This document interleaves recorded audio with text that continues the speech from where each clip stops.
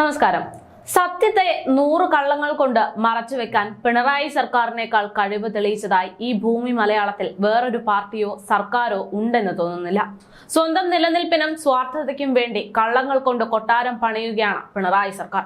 അത്തരത്തിൽ പിണറായി സർക്കാരിന്റെ ഇരകളായി മാറിയിരിക്കുകയാണ് ഇപ്പോൾ സെക്രട്ടേറിയറ്റിന് മുന്നിൽ നിവർത്തികേട് കൊണ്ട് സമരം ചെയ്തുകൊണ്ടിരിക്കുന്ന CPO റാങ്ക് ഹോൾഡേഴ്സ്. കഴിഞ്ഞ 32 ദിവസമായി സെക്രട്ടേറിയറ്റ് നടയിൽ പുല്ല് തിന്നും മുട്ടിലിഴഞ്ഞും ജോലിക്ക് ജീവിതം ഉരുകി തീർക്കുകയാണ് എന്ന് വേണമെങ്കിൽ പറയാം.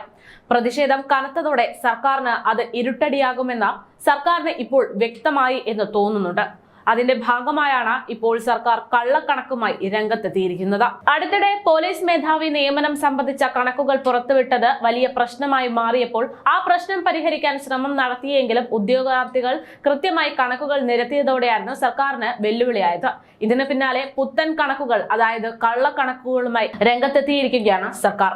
പോലീസ് കോൺസ്റ്റബിൾ തസ്തികയിൽ നിലവിൽ ലഭ്യമായ എല്ലാ ഒഴിവുകളും PSCക്ക് റിപ്പോർട്ട് ചെയ്തിട്ടുണ്ട് എന്നതാണ് മുഖ്യമന്ത്രിയുടെ ന്യായവാദം. പുരുഷ വനിതാ വിഭാഗങ്ങൾ, പട്ടികജാതി പട്ടികവർഗ വിഭാഗങ്ങൾക്കുള്ള സ്പെഷ്യൽ റിക്രൂട്ട്മെന്റ് എന്നിവയ്ക്കായി ആകെ 5635 ഒഴിവുകൾ ഉണ്ട് എന്നാണ് റിപ്പോർട്ട് ചെയ്തിരിക്കുന്നത്.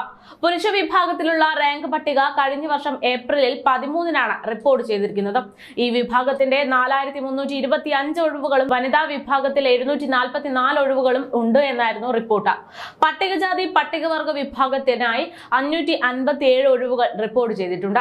ഇതിൽ 2017-ലെ ഉത്തരവ് പ്രകാരം പട്ടികവർഗ വിഭാഗത്തിന്റെ പ്രാതിനിധ്യക്കുറവ് പരിഹരിക്കാൻ വേണ്ടി 396 തസ്തികകളും മുൻ റിക്രൂട്ട്മെന്റിനെ തുടർന്നുണ്ടായ 31 ഒഴിവുകളും ഉൾപ്പെടുന്നു.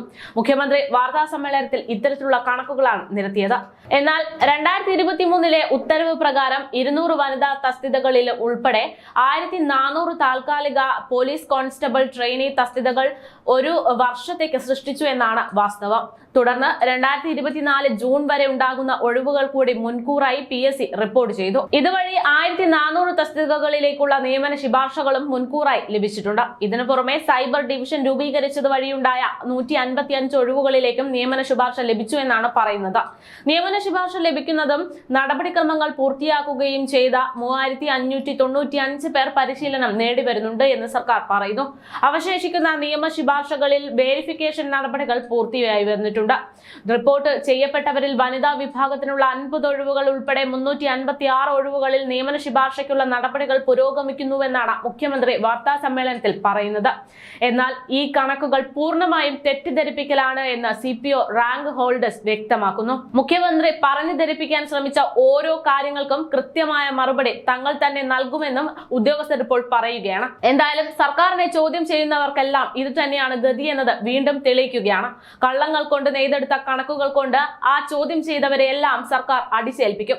അത് തന്നെയായിരുന്നു കഴിഞ്ഞ ദിവസം നവകേരള സദസ്സിൽ പരാതിയുമായി എത്തിയ ഉദ്യോഗസ്ഥരെ സസ്പെൻഡ് ചെയ്യുന്ന നടപടിയിലൂടെ വ്യക്തമായത്. അത് CPO ഉദ്യോഗാർത്ഥികളിലും പ്രാബല്യത്തിൽ വരുത്താനുള്ള ശ്രമമാണ് സർക്കാർ തുടരുന്നത്.